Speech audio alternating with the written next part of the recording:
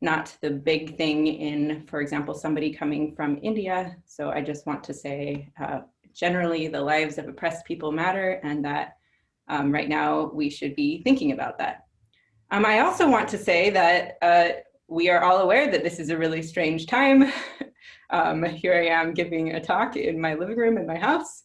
And so I just wanted to say COVID is crazy and life is crazy right now. And right now, here's a picture of my kids. They are in the room right over there and they're learning virtually from home for the year. So balancing that and childcare and teaching. This is the first term, the first week of teaching at Lawrence University where I teach. And so there's a lot going on and it's really crazy. And so I just wanted to, again, thank the organizers for giving me the chance to step back for a minute and think about math and share the math that I'm doing with you and engage with the larger mathematical community. I think this seminar was such a great idea. So with that, let me jump into what I'm going to talk about. So a little bit of background. So we've got, for those of you who don't know much about surfaces, this is the story. So to begin with, you might want to start with a smooth, minimal, projective surface over the complex numbers. And so this is just, right, locally two-dimensional thing, two-dimensional algebraic variety, two complex dimensional. Instead of smooth and minimal, you might instead think canonical with an ample divisor. This would also be another way to think about these surfaces. So to these surfaces, as with any variety, you can attach the Kadir dimension. So the Kadir dimension is the maximal dimension of the image of these pluricanonical maps. And for surfaces, it could be minus infinity, 0, 1, or 2. And type 2 surfaces are general type surfaces. So that's the ones that I'm interested in thinking about to begin with. By the way, let me also just say that if you do have questions, I'm happy to have you interrupt me. I would really appreciate that. And Antonella is monitoring the chat, so you're welcome to also post there and just, and she will let me know if you have a question. Okay, so now we've got the Kadir dimension.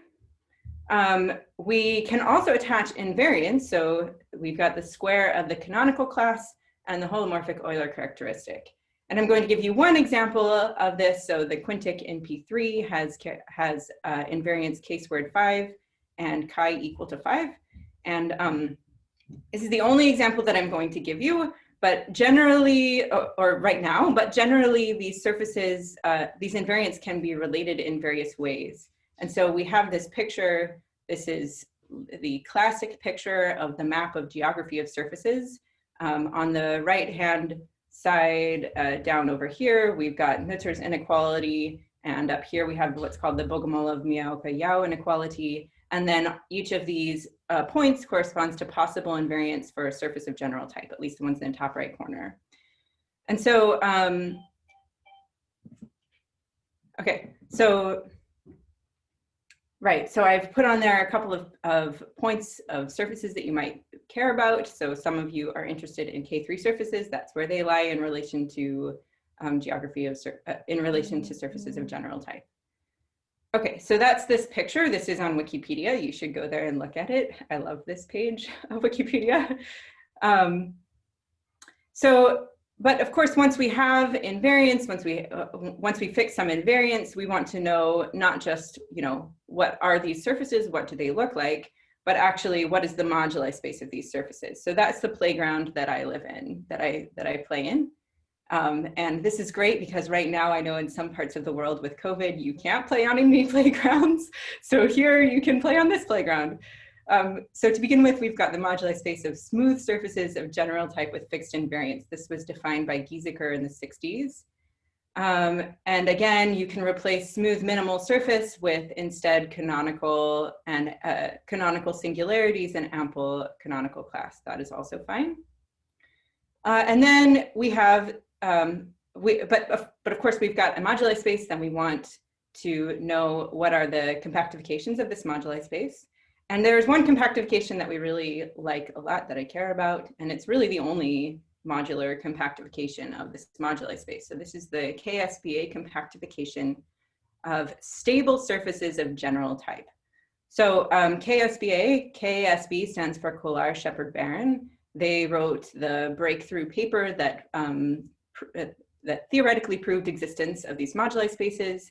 And then Alexeyev came along a few years later and proved boundedness results that showed that these spaces actually exist. So the moduli spaces themselves originally were just created as stacks, but later Kolar proved that this moduli space is actually projective, which is great. On the other hand, it can consist of many components. So even though Gieseker's space might have just one component, once you add in the boundary, there might be additional boundary components that lie far away from the actual component that describes smooth surfaces. So it can have many components. It can also be arbitrarily singular. It's kind of an ugly space. But on the other hand, as I said, it is projective, which is fabulous. It's also a, right. Okay, so what else did I want to say? Right, okay, so it's also an example of the moduli space of varieties of general type. And so this moduli space was described by Haken, McKernan, and Shu, and then projectivity was proved by Kovac and Patakfalvi. So these are, there's like a more general picture going on here. For me, I just focus on the moduli space of surfaces. And so what do I study about this? Okay, once you have a moduli space, one dream is to understand the birational geometry. And so if you're not a birational geometer, another way of thinking about this is that you just really want to understand the space itself, right? What are the divisors in this space? What are the codimension 1 components? What kinds of singular surfaces can appear here? That sort of thing. So to understand the birational geometry then means we want to understand what are the divisors, in particular, what are the ample divisors on this moduli space? And for those of you who are interested in curves, right, this is like the Hassett-Keel program, right? You look at divisors on the moduli space and then you can use them to understand maps to other spaces, and maybe those other spaces also have a modular interpretation. So that would be really cool. But at the same time, just understanding those divisors themselves, you get a whole, right? I mean, it's a really rich story, right? You get a whole intersection theory on the moduli space of curves that's really just beautiful. And so that's what we'd really like, is to really be able to take these moduli spaces, talk about divisors, think about how they intersect and, just really create a beautiful, rich story like we have in the case of curves. Okay, so the key here is to really, we need divisors. And if you're familiar with the story for curves, then you know that for curves, these boundary divisors correspond to singular curves. And so we'd like the same here, right? So what are the divisors, which divisors, in particular divisors that correspond to singular surfaces in these moduli spaces, okay? If you're interested in what people have done involving divisors, so here's a list of, okay, so I was going to say, I'll say that afterward. Okay, so if you're interested in what people have done, here's a list of people who have thought about divisors on these moduli spaces. In these examples that I've put down, these divisors are written out pretty in full, but also the moduli spaces themselves are small dimensional, right? So maybe 8-dimensional moduli spaces that you're dealing with, not very large. So the real question is, right, how do we actually find a divisor on these moduli spaces? And so I'm interested in bigger moduli spaces, right? So I want to know, for example, I want to know what divisors are in the moduli space of quintic surfaces. The moduli space of quintic surfaces is a 40-dimensional space, and it consists of 2 components, 2 40-dimensional components that meet transversely at a general point. So this picture that I've drawn here, the dots around the side means this is the open one. This is Gieseker's construction. And the description of it as these 2 components is due to Horikawa in the 1970s. So again, we've got regular quintic SMPy3. And then when I say numerical quintic surface, what I mean is that this surface has the same invariance as a quintic surface. So on this right-hand side here, we've got these other kinds of surfaces that are created in some way that have the same invariances as a numerical quintic surface. And And so what I'd like to do is go ahead and describe for you how these surfaces are constructed, because it relates to the way that I will construct surfaces later on. Are there questions so far? I would really love some questions so I don't feel like I'm talking into the void. Anybody?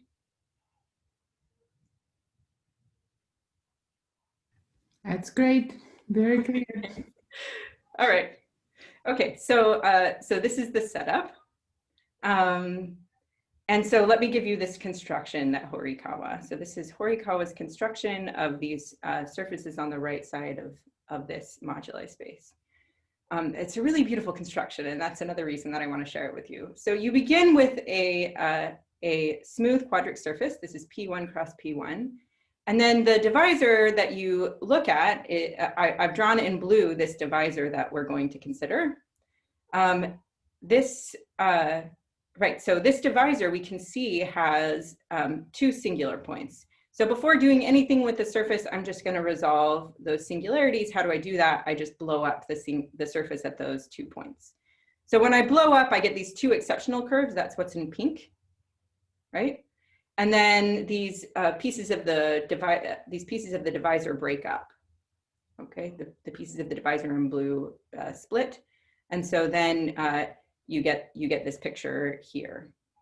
Okay, and then I take a double cover over the blue stuff. If you want to be explicit, that's what the blue stuff is, and I get the surface X. So what can we say about the pink curves? Well, over here, the pink curves are genus 0, and they are -1 curves, right? But then I'm taking a double cover branched over 4 points, so that genus 0 curve becomes a genus 1 curve, right? So these two pink curves are genus 1 curves.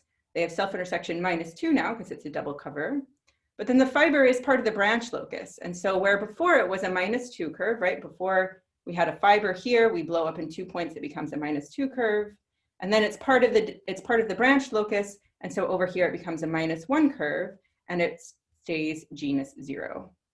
Okay, so if you know something about surfaces, then you know that a surface containing a -1 curve is not a minimal surface.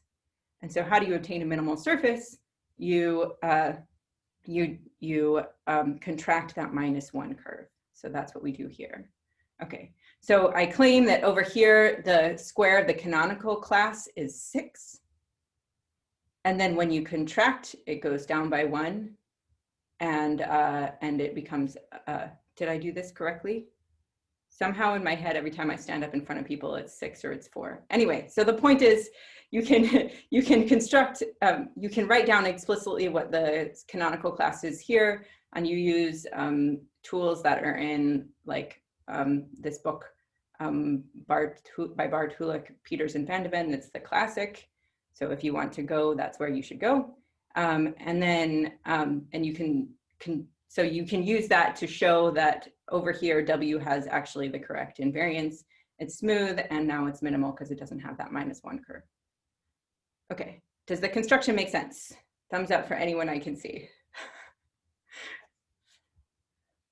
Okay, thank you. All right, so there's the construction. I do also want to point out that there's another way to think about this, which I think is really helpful. For those of you who are interested in thinking about singular things, there's no real reason to resolve that singularity before you take the double cover. It just makes things easier for me. But if you're happier with singular, then what you're really doing is just taking a double cover over this singular branch divisor. And since it's singular, you get elliptic singularities, or you get singularities, in this case, elliptic singularities.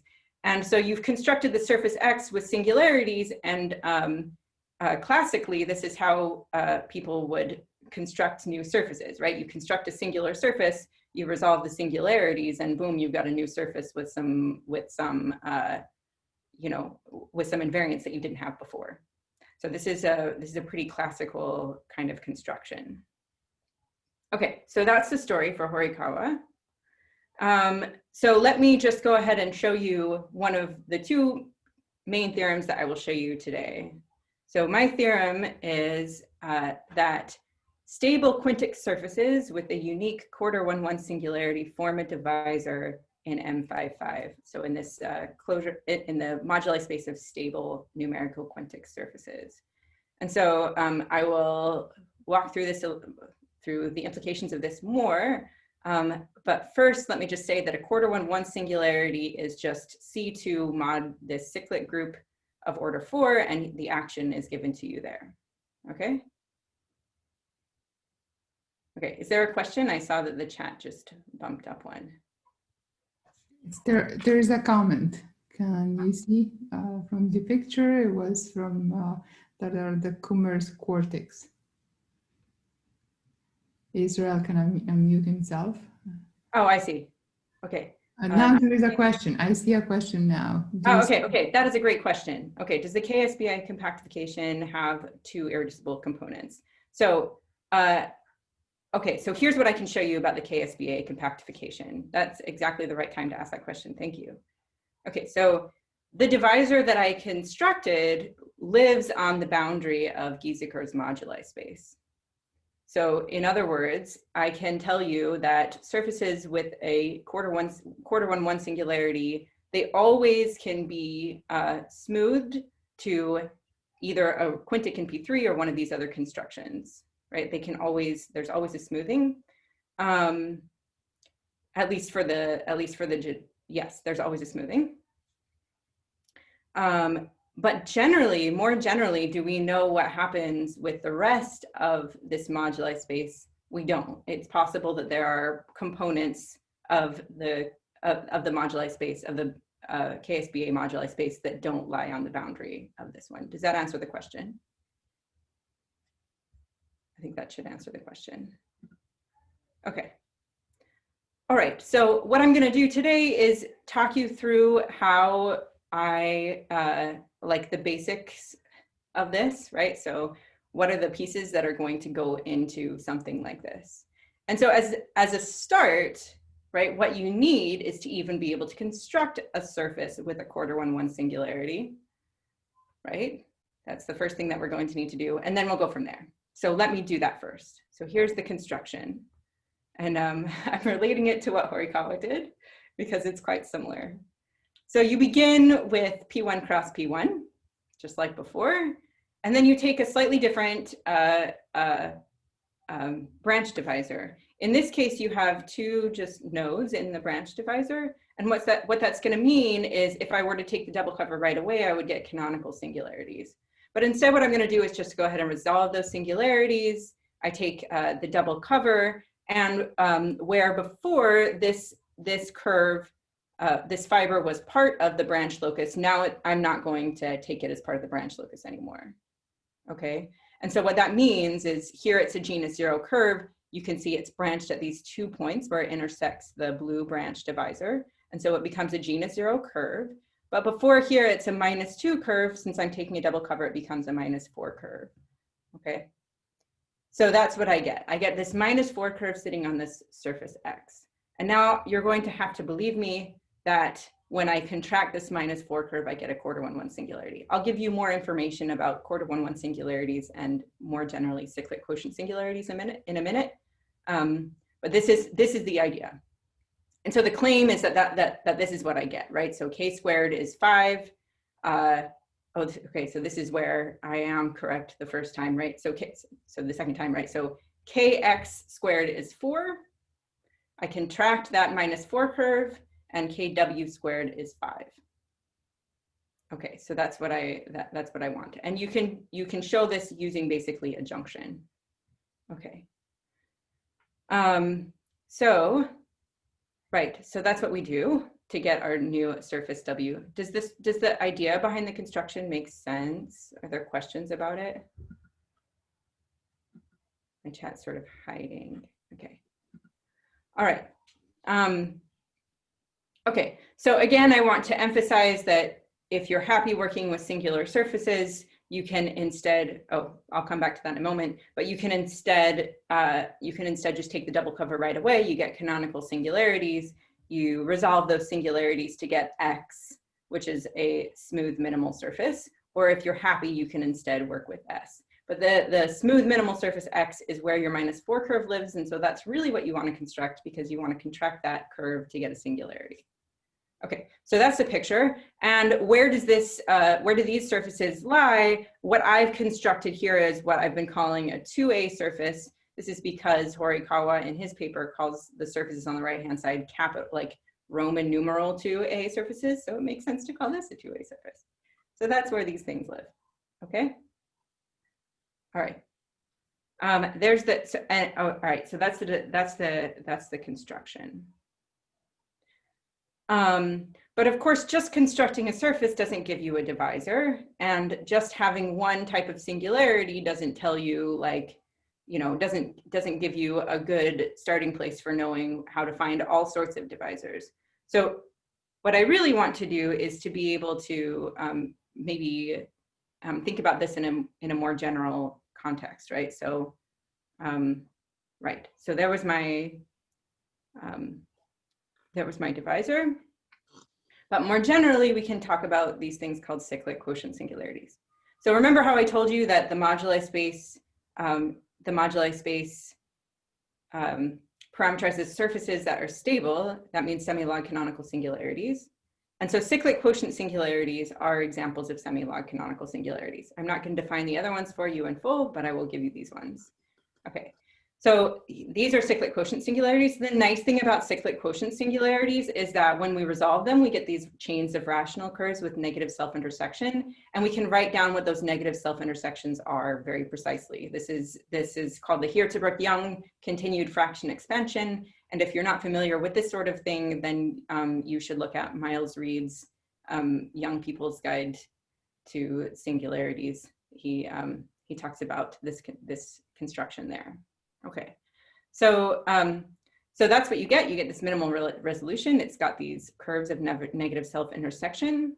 Okay, but what we really want to describe are divisors that are on the moduli space, right? So like ideally what we'd like are surfaces that contain singularities that actually could sit on the boundary of the actual, what am I saying? That could actually be smooth, right? That could actually smooth into divisors to surfaces in Gieseker's moduli space.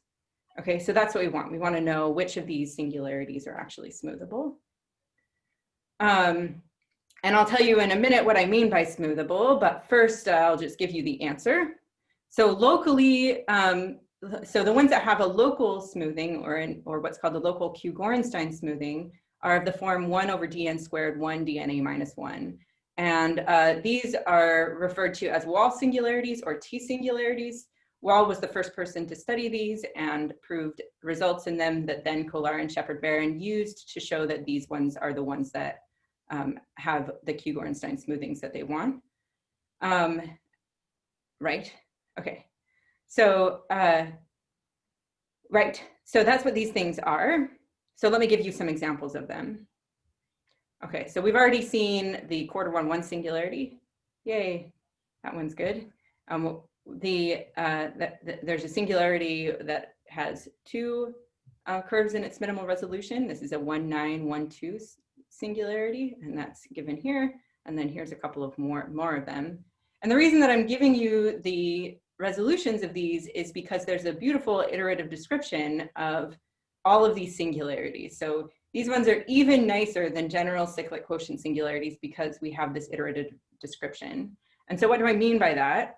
Well, so for these ones in particular, so when d equals 1, we can start with a -4 curve, and we can do this little operation to obtain any other cyclic quotient singularity with d equals 1, or any other Wall singularity with d equals 1. And so how do we do this? Well, we take our -4 curve and we throw a -2 curve onto one side of it, and then we decrease the self-intersection of the -4 curve by 1. Does that make sense? Okay, so we could do it again, right? So we could throw a -2 curve onto one side of it. That's over here. And whoops. Yes.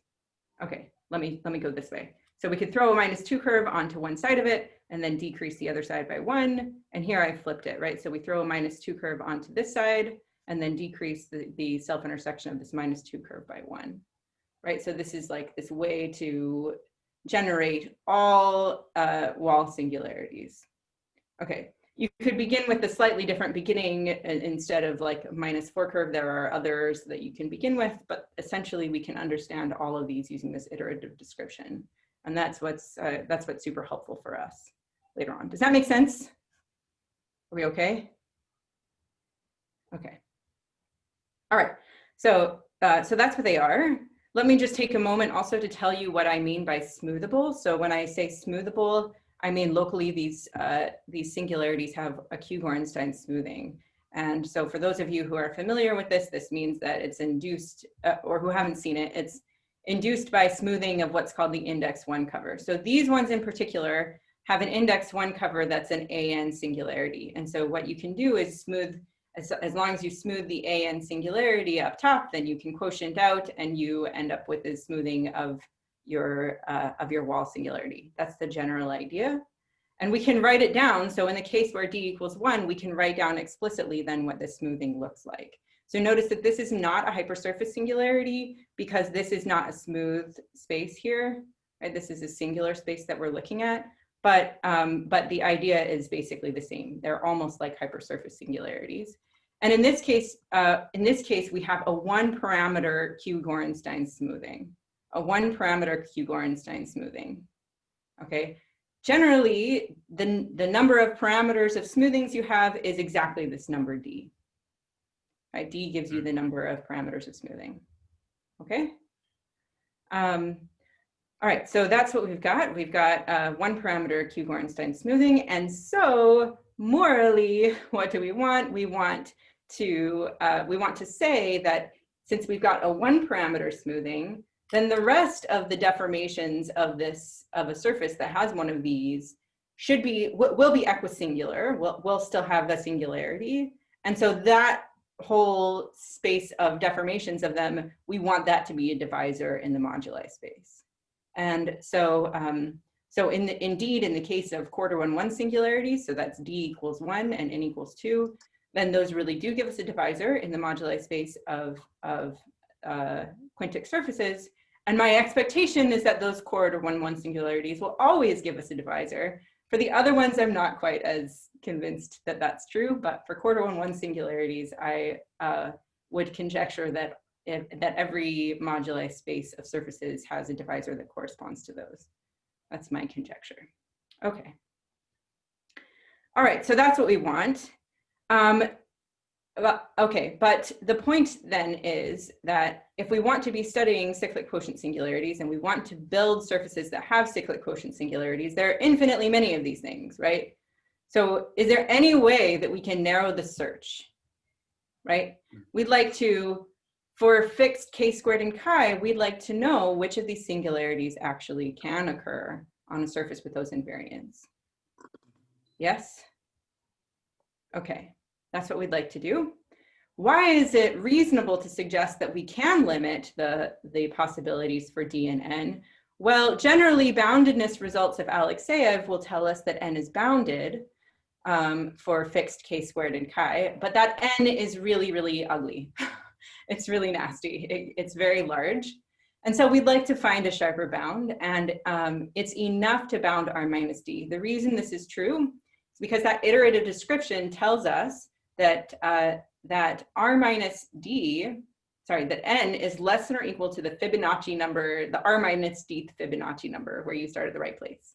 Okay, but the point is that that gives us a bound in terms of R minus D, and so it's enough to really bound R minus D if we want to give a bound on N.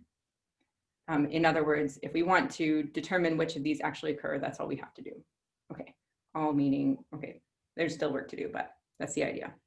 So, so here's my, I'll give you the setup for the second main theorem that I'm going to state.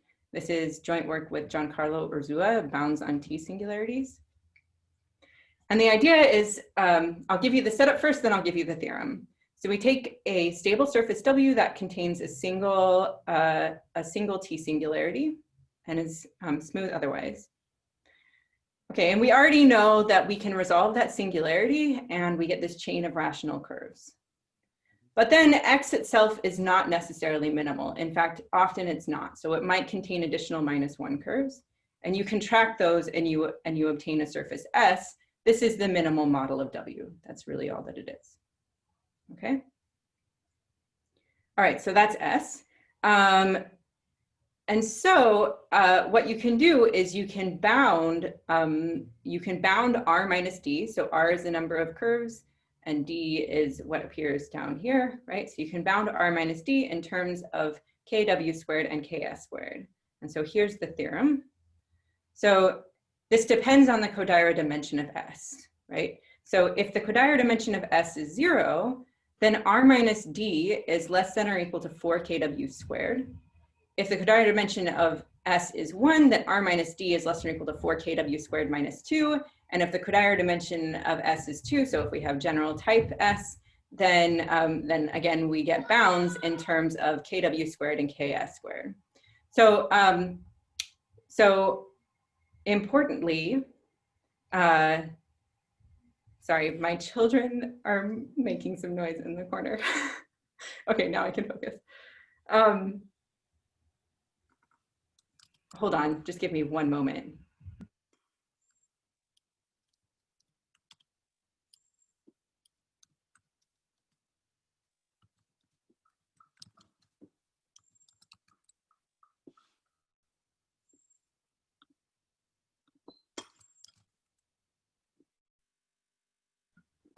Okay, thank you. All right, so the point is that we get these bounds for R minus D that are in terms of the invariance on W and on S. And let me also just say that the square of the canonical class on S is less than the square of the canonical class on W. So there's also limits on what KS squared can be. In all of these three cases, these bounds are optimal. That means we can actually write down surfaces that achieve the bounds. If you're paying attention, I'm missing something. What am I missing?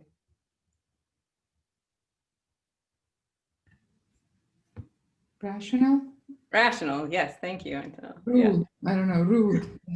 Yeah, so rational or ruled. So, okay, so if the Kodaira dimension is minus infinity, then we can actually say that S has to be rational, and we get bounds there. But notice that the bounds here do depend on how this chain of curves, like what happens to the chain of curves after we contract those -1 curves. Okay, so they do depend there. But in all the cases that I really like to think about, I actually don't need to think about this case where S is rational. I think that's not true for everybody, but the ones that I like to think about are cases 1 through 3. Okay, so let me just give you an idea of how the proof works. So the idea is that if you don't have a minimal surface, then you have this -1 curve, and you can use ampleness on W to show that this -1 curve has to intersect your exceptional chain in at least 2 places. And then you can use that information and start to contract down to S, and that together with your iterative description of the T singularities that I went through before, and also combined, at least in cases 1 through 3, with the nepness of S, that gives you a lot of restrictions on how this -1 curve can sit. And so that's really where a lot of this happens. There's a ton of different possibilities for things, but this is the general idea. Okay. Are there questions about any of this so far? I have a question, if I can. Okay. Yes, please. So this KW, maybe KW squared may be rational, not an integer. So we're looking at. What do you mean for optimal, right? In that sense, yeah. Yeah. So right. So we're looking at actually surfaces where KW squared is an integer, right? Because we want to look at the boundary of Gieseker's moduli spaces. Okay. Yeah. Okay. Good. Other questions? Okay. Because I've given you some constructions of surfaces, I want to give you another one. So I told you that these bounds are achieved. So let me give you a sample construction. And I think this will also be helpful for at least the one of you in the audience who said you liked K3 surfaces. So here's what you do. You begin with the K3 surface with an elliptic vibration that looks like this, that contains two multiple fibers that look like this. Okay, and these 2 points in red, we're going to go ahead and blow up. So we blow up twice, and we get these 2 - 1 curves that I've shown. And because these are nodal curves, self-intersection 0, you can use a junction and show that when you resolve, or when you blow up at those points, those 0 curves become -4 curves. Okay, but then again, this pink dot that I've got, you blow that up, and you obtain a new -1 curve, and your old -1 curve becomes a -2 curve. And then you blow up again at this orange dot, and you obtain this new surface. And I claim that this is a surface X that you might be interested in. So why is this? Let me just convince you that this -2, -2, -6, -2, -4 configuration is actually one that corresponds to our to a T singularity.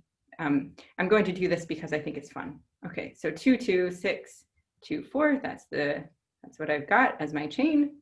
And then remember how this iterative description works. So going backward in the iterative description, I remove a -2 curve and I get 2, 6, 2, 3, right? And then again, I remove a -2 curve and lower the self-intersection on the other side, and I get this. And then I remove again, and I get a 5, 2, and we've seen 5 2s before. And then I remove again, and I get a -4 curve. So this is to convince you that that chain up there is actually a chain that we want. Okay. And here k squared is, well, yeah, okay, so k squared here is -4. So when we contract this chain, it turns out that we get the surface W, and the invariants are shown. And this is a 1/69, 1/100 singularity. So this is an index 13 singularity. All right, so that's what we get.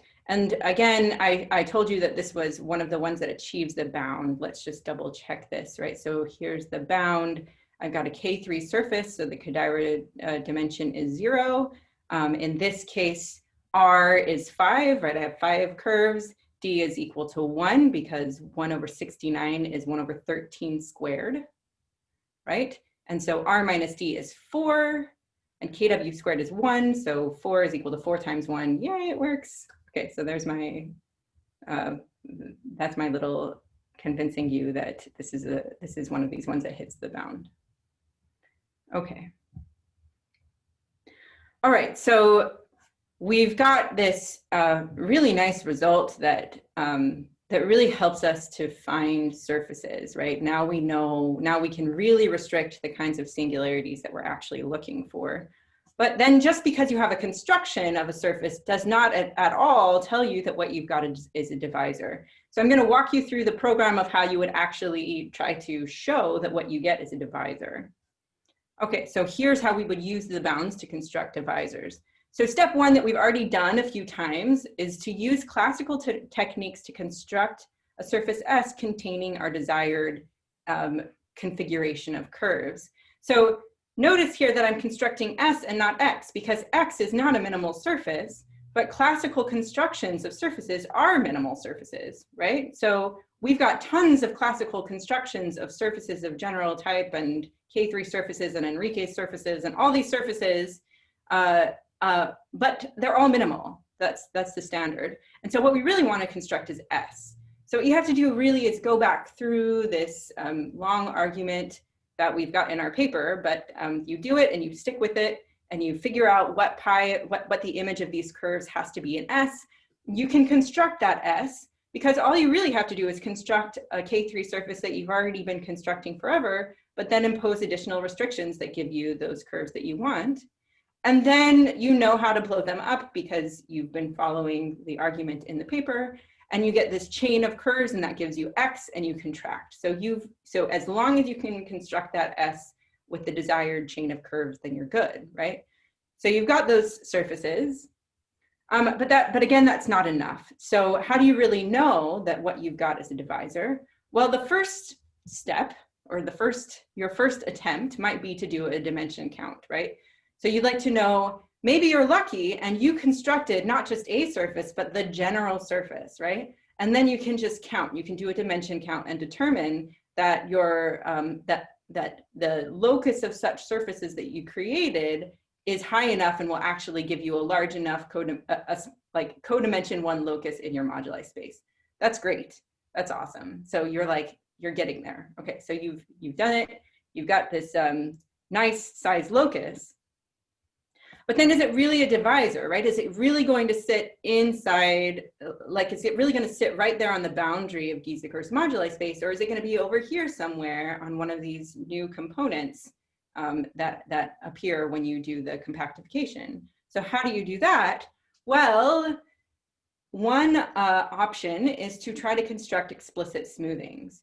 The nice thing, if you're in this world, is that you've constructed an explicit surface X, and so you know how at least S might deform, right? Like this is something you might be able to do, and then maybe you're lucky and you can put this thing into into the whole, right? You can put S into a family, and maybe things happen right so that you can just, so that just gives you X inside a family.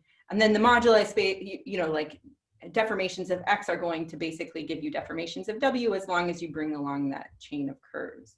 So that's the basic idea.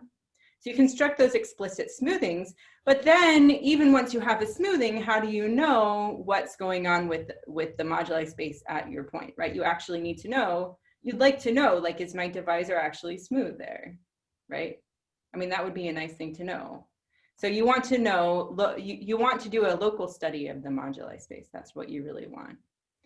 And if you study some deformation theory, then this is generally true, right? So the local deformations of W are given by H1 of the tangent bundle on W, and W is singular, so this is weird. So you have to figure that one out. Or you can show that this is isomorphic to H1 of the, so like the log tangent sheaf on X. So morally, this H1 is really saying that, you want X, but you want deformations of X that preserve this, this chain of curves there, right? Because that chain of curves is what really gives you the singularity on W.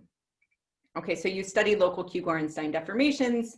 But then, generally in the world of surfaces, looking at H1 is hard.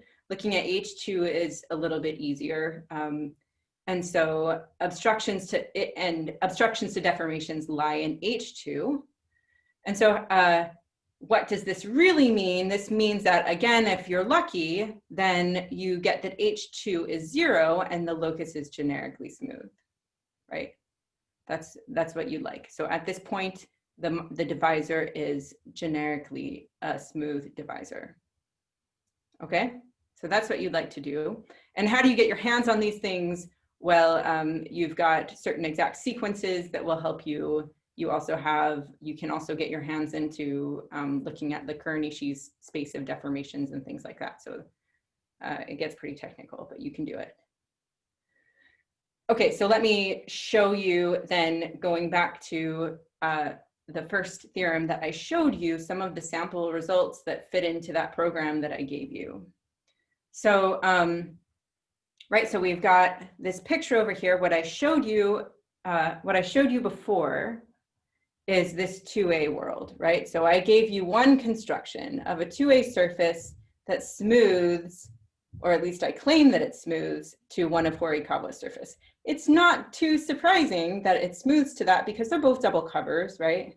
And like one of them, you can kind of think of it like maybe you just move that divisor away, like you simplified the singularities a little bit. Like it shouldn't be too surprising. And in fact, so writing down the explicit global Q-Gorenstein smoothing for these type 2A surfaces is sort of reminiscent of something that Friedman does with these 2B surfaces. So, so that part is not so bad on the right-hand side. On the left-hand side, things are more complicated because it turns out that every quarter surface with a quarter 1-1 singularity does come from a double cover. But hey, these quintics in P3 are not double covers, right? They're quintics in P3. And so, so writing down the deformation here is more complicated. Yeah, so, okay, but anyway, so that's something, that's one of the steps that had to be done. Okay, so we have explicit global Q-Gorenstein smoothings for those surfaces.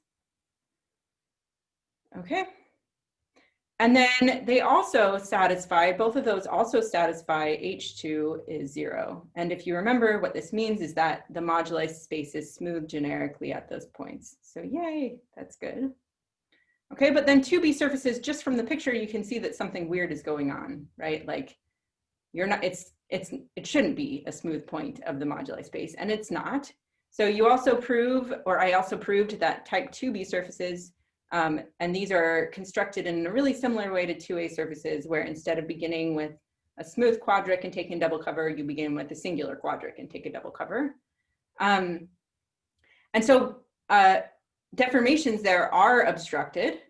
So you have to show that H2 is one-dimensional. And then this means that you have to actually study deformations explicitly. So within that moduli space, or within the space of local deformations, what I was able to do is identify a subspace that corresponds to equisingular deformation. So they maintain the quarter 1-1 singularity, but then they deform to 2A surfaces. So then once I had that, then it was a question of doing some, kind of analytic stuff to show that means that locally the moduli space is a 39-dimensional moduli, locally pieced like this, basically. Okay, so that's the basic idea. Right. I should also say that what I've described so far is really the explanation of how you show that the constructions that I give you this divisor, but then there are other ways that you can form quarter 1-1 singularities. There are many ways that you can form quarter 1-1 singularities. So if you want to describe the entire locus, you need to describe all of those possible ways, and that was another piece of this.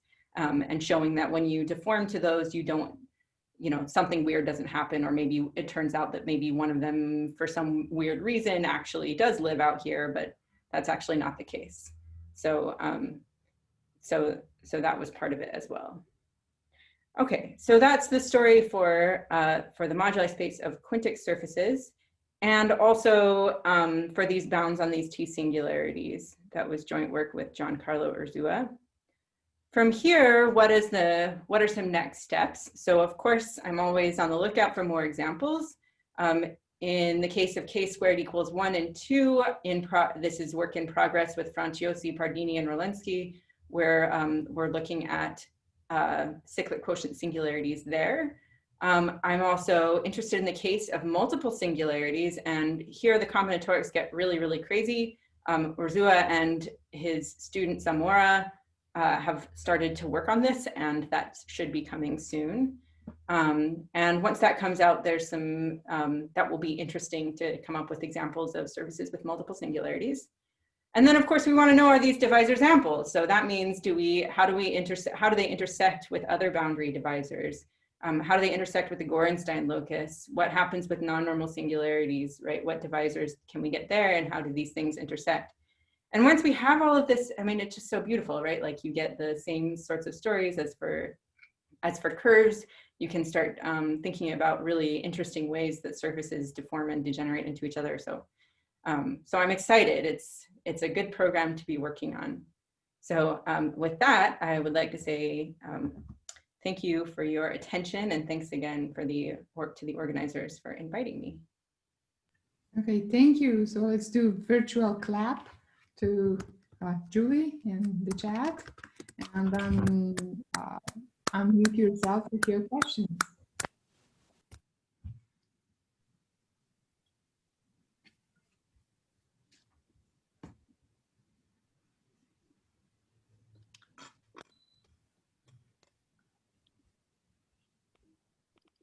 Hello, I have a question. Hello.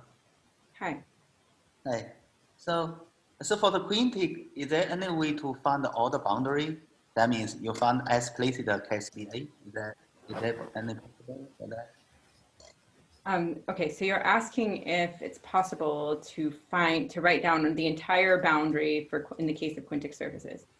Yeah. Is there any Right possible? now, I don't think that's possible. So what I did was I wrote down the boundary that correspond to cyclic quotient singularities. There are no other cyclic quotient singularities that live right there on the boundary of Gieseker's space, but there could be some out here somewhere.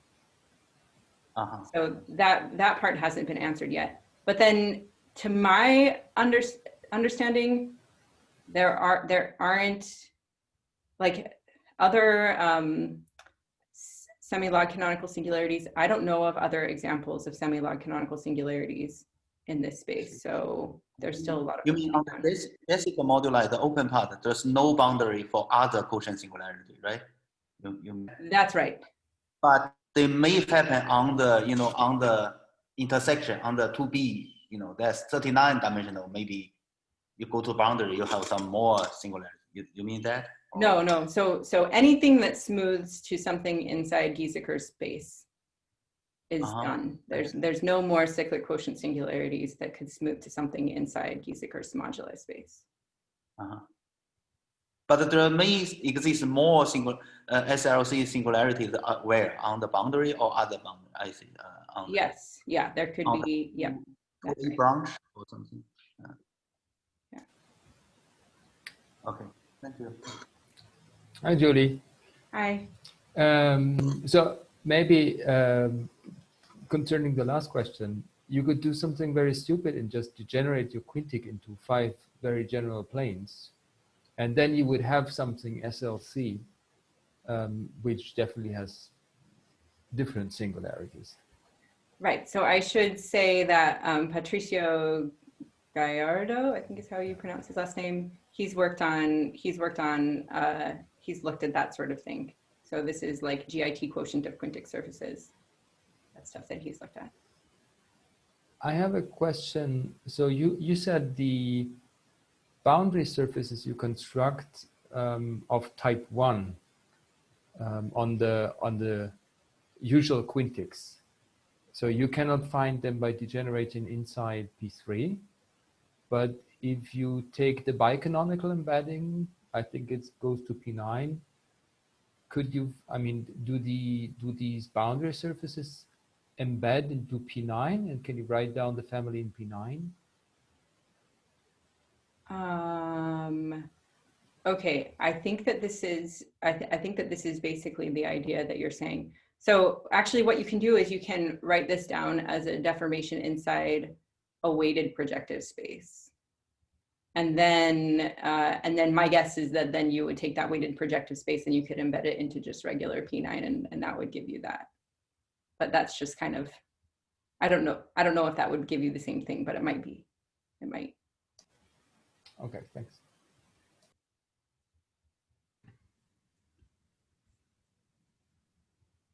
Do we have more questions?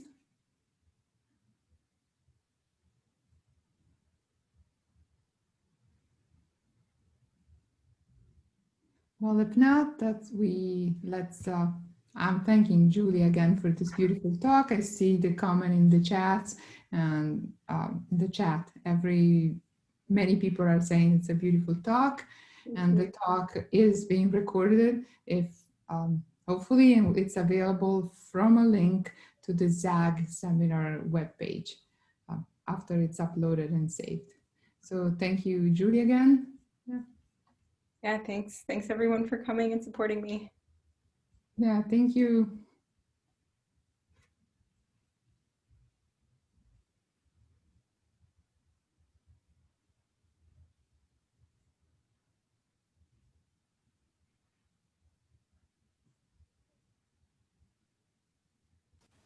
Julie, can I make a last comment? Yes, please. Sure, go ahead. Yeah.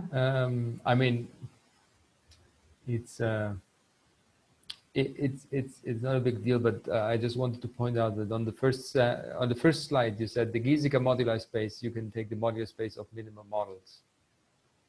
Did I But- say minimal models? Canonical models. Right, but you wrote minimal models. Oh, did I say that? I think so, You said yes. canonical, and I didn't even notice. Yeah. Oh, that's funny. Okay, I'll fix that before I post these slides. Thank you. Yeah, so I think if you know, then you don't care. I mean, and if you don't know, it doesn't make a difference. So, but if you meet someone nasty, then he Yeah. might give you trouble over that. Yeah, thank you. Thank you. Yeah.